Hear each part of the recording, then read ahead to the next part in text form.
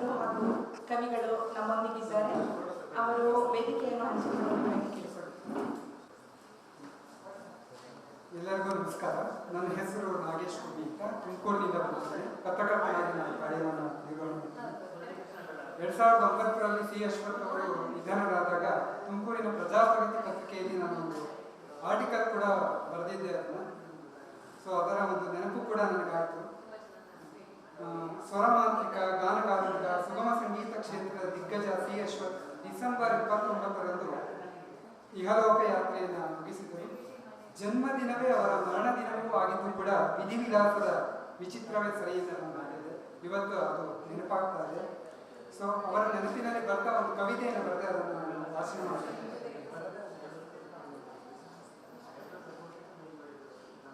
ಕವಿತೆಯ ಶೀರ್ಷಿಕೆ ಅಶ್ವಥ್ ಎಂದರೆ. ಕವಿತೆಯ ಶೀರ್ಷಿಕೆ ಅಶ್ವಥ್ ಎಂದರೆ. ಅಶ್ವಥ್ ಎಂದರೆ ಬೆರಗು, ಮೊಗದಲ್ಲಿ ಮುಗುಳ್ನಗೆಯ ಬೆಳಗು. ಅಶ್ವಥ್ ಎಂದರೆ ಬೆರಗು, ಮೊಗದಲ್ಲಿ ಮುಗುಳ್ನಗೆಯ ಬೆಳಗು. ಅಶ್ವಥ್ ಎಂದರೆ ಗಾನ, ರಸಿಕರಿಗೆ ಅಮೃತ ಪಾನ. ಅಶ್ವಥ್ ಎಂದರೆ ಗಾನ, ರಸಿಕರಿಗೆ ಅಮೃತ ಪಾನ. ಅಶ್ವಥ್ ಎಂದರೆ ಆತ್ಮೀಯತೆ, ನಿರ್ಮಲ ಮನದ ಆಪ್ಯಾಯತೆ. ಅಶ್ವಥ್ ಎಂದರೆ ಆತ್ಮೀಯತೆ, ನಿರ್ಮಲ ಮನದ ಆಪ್ಯಾಯತೆ. ಅಶ್ವಥ್ ಎಂದರೆ ಮೋಹಿ, ಸಪ್ತ ಸ್ವರ ಸಮೋಹಿ. ಅಶ್ವಥ್ ಎಂದರೆ ಮೋಹಿ, ಸಪ್ತ ಸ್ವರ ಸಮೋಹಿ. ಅಶ್ವಥ್ ಎಂದರೆ ಆಸೆ, ಉಪ್ಪಿಟ್ಟು ಅವಲಕ್ಕಿ ದೋಸೆ. ಅಶ್ವಥ್ ಎಂದರೆ ಆಸೆ, ಉಪ್ಪಿಟ್ಟು ಅವಲಕ್ಕಿ ದೋಸೆ. ಅಶ್ವಥ್ ಎಂದರೆ ಹುರುಪು, ರಸಕಾವ್ಯದ ಹೊಸ ಒನಪು. ಅಶ್ವಥ್ ಎಂದರೆ ಹುರುಪು, ರಸಕಾವ್ಯದ ಹೊಸ ಒನಪು. ಅಶ್ವಥ್ ಎಂದರೆ ಯುಕ್ತಿ, ಭಾವಲೋಕದ ಧೀಶಕ್ತಿ. ಅಶ್ವಥ್ ಎಂದರೆ ಯುಕ್ತಿ, ಭಾವಲೋಕದ ಧೀಶಕ್ತಿ. ಅಶ್ವಥ್ ಎಂದರೆ ನಿಷ್ಠೂರ, ಸಹೃದಯದ ಸರದಾರ. ಅಶ್ವಥ್ ಎಂದರೆ ನಿಷ್ಠೂರ, ಸಹೃದಯದ ಸರದಾರ. ಅಶ್ವಥ್ ಎಂದರೆ ಕನಸು, ಅದುವೇ ಕನ್ನಡದ ಸೊಗಸು. ಅಶ್ವಥ್ ಎಂದರೆ ಕನಸು, ಅದುವೇ ಕನ್ನಡದ ಸೊಗಸು. ಅಶ್ವಥ್ ಎಂದರೆ ಅರಿವು, ಸುಗಮ ಸಂಗೀತದ ಹರಿವು. ಅಶ್ವಥ್ ಎಂದರೆ ಅರಿವು, ಸುಗಮ ಸಂಗೀತದ ಹರಿವು. ಅಶ್ವಥ್ ಎಂದರೆ ಚೈತನ್ಯ, ಕನ್ನಡ ಮಣ್ಣಿನ ಪುಣ್ಯ. ಅಶ್ವಥ್ ಎಂದರೆ ಚೈತನ್ಯ, ಕನ್ನಡ ಮಣ್ಣಿನ ಪುಣ್ಯ. ಅಶ್ವಥ್ ಎಂದರೆ ನಾಯಕ, ಜನಮನ ಗೆದ್ದ ಗಾಯಕ. ಅಶ್ವಥ್ ಎಂದರೆ ನಾಯಕ, ಜನಮನ ಗೆದ್ದ ಗಾಯಕ. ಅಶ್ವಥ್ ಎಂದರೆ ಘಮಲು, ಸರಿಗಮದ ಅಮಲು.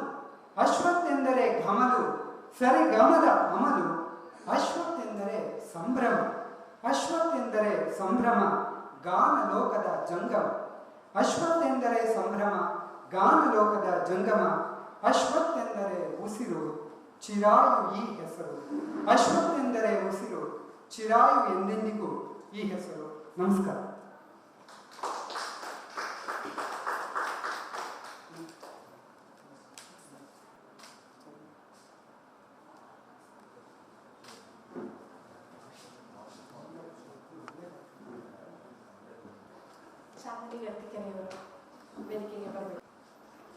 ಎಲ್ರಿಗೂ ನಮಸ್ಕಾರ.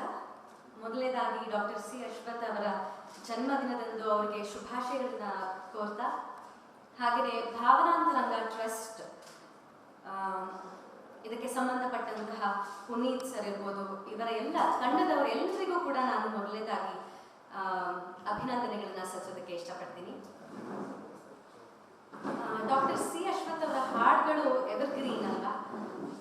ಹಾಗೆ ಅವ್ರ ನೆನಪಿನ ಅಂಕಣದಿಂದ ಒಂದೆರಡು ಮಾತು ಹೇಳಬೇಕು ಅಂತಂದ್ರೆ, ನನಗೆ ಅವ್ರ ಪರಿಚಯ ಆಗಿದ್ದು ನಮ್ಮ ಅಜ್ಜ ಗರ್ತಿಕೆರೆ ರಾಘಣ್ಣನವರಿಂದ.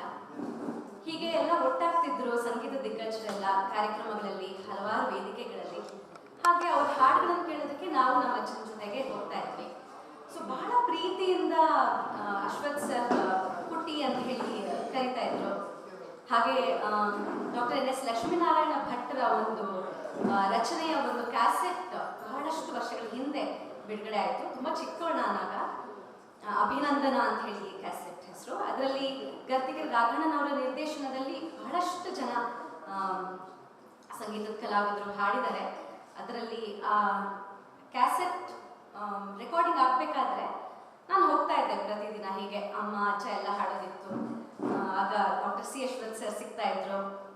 ಬಹಳ ಪ್ರೀತಿಯಿಂದ ಆಗ ಒಂದಷ್ಟು ದಿನ ನಾವು ಮೀಟ್ ಮಾಡ್ತಾ ಇದ್ವಲ್ಲ, ತುಂಬ ಪ್ರೀತಿಯಿಂದ ಮನೆ ಮಗಳ ಥರ ಅವರು ಮಾತಾಡಿಸ್ತಾ ಇದ್ರು. ಅದೊಂದು ನನಗೆ ತುಂಬ ಚೆನ್ನಾಗಿ ನೆನಪಿದೆ. ಹಾಗೆಯೇ ಮೈಸೂರು ಮಲ್ಲಿಗೆ ಅನ್ನುವಂತಹ ನಾಟಕದಲ್ಲಿ ನಾನು ಪಾತ್ರ ವಹಿಸೋದರ ಜೊತೆಗೆ ಇವರೆಲ್ಲರ ಹಾಡುಗಳನ್ನ ಕೂಡ ಹಾಡ್ತೀನಿ.